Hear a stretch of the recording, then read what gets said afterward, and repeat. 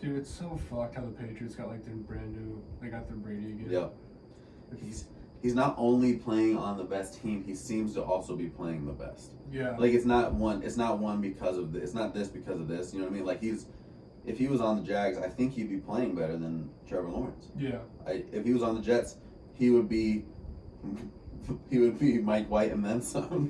He has like that maturity already. Yeah, he does. To be successful. And I wonder he's not how much of that is just a testament to his personality meshing so well with that type of coach and Nick Saban, and who's basically the same guy, just older, and Belichick. I don't even know if he's actually older. I think they're both pretty close in age, but same kind of coach, same kind of style. Yeah.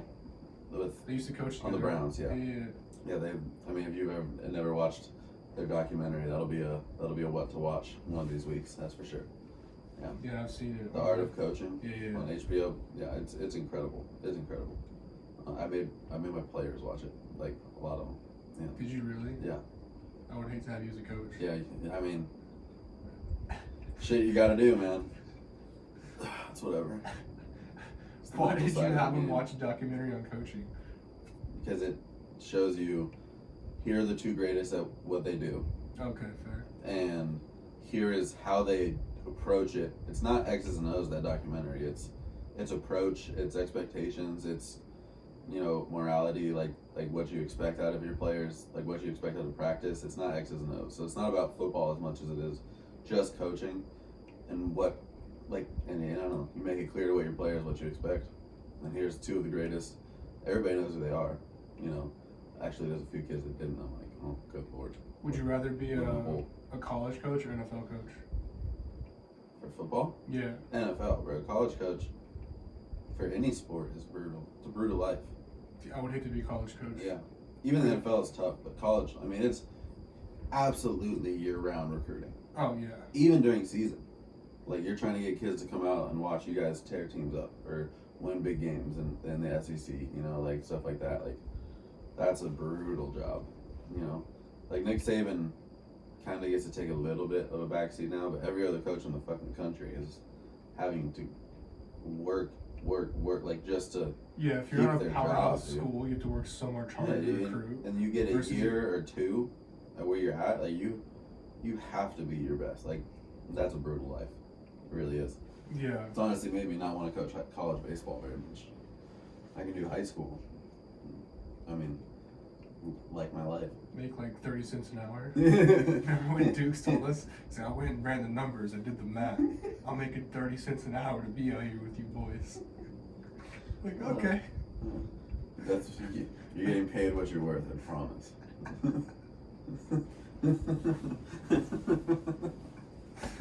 I hope he doesn't see this. He ain't gonna see this, bro. Let's get to that's probably the biggest upset of the week, even though I wasn't all that shocked. The Washington football team beating the Bucs. We're kind of waiting for Washington football team to be that defense. And what really, the biggest takeaway from the game is Chase Young tearing his ACL. That's the worst. But that's a massive hit. Yeah, so that kills them. But that was, what a win. You know what I mean? That drive at the end of the game, 10.5 minutes, 19 plays, and he scored a touchdown to seal it. Like, wait, a 10.5 minute drive? 10.5 minute drive, 19 plays, tied for the most plays on drive this season. Yeah. Wow. And they scored a touchdown, and it was to ice the game. Dude, don't sleep talk about not giving Brady a chance. You know what I mean? Don't sleep on Taylor Heineke, bro. Hey, I just traded for Scary Terry. I'm all in on it. Dude, he's so underrated. Yeah. But I would say the top 5 wide receiver talent in the league. Can be. We'll see. It's just something. It's tough. We'll see. I mean, you got an XFL quarterback throwing you, bro. I don't know, dude. I think Deebo Samuel's got that argument with Jimmy Garoppolo throwing to him.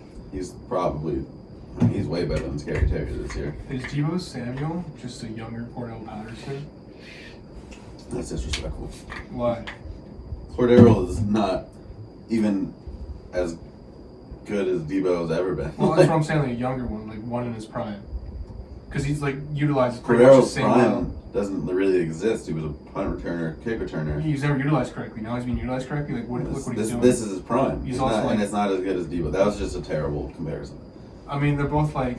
Obviously, you would take Debo over Cordell. Terrible comparison. No, okay. I'm gonna tell the group chat you compare those two. That was so bad. What? Dude, please. I don't want to get arrested today. Okay, so what do you? I mean, Brady didn't look good. No. And Washington football team played tough. That defense stepped up, and I don't know. You kind of. It's just one of those that just makes you go, "Yep, that's this season. That's what's going on." You know, you never know. Because Brady was also MVP candidate. Every MVP candidate is either not played or lost. The only one that hasn't lost is Kyler just because he hasn't played. That's honestly been at his benefit. He's like the only one left. No, lost to the Packers when he played.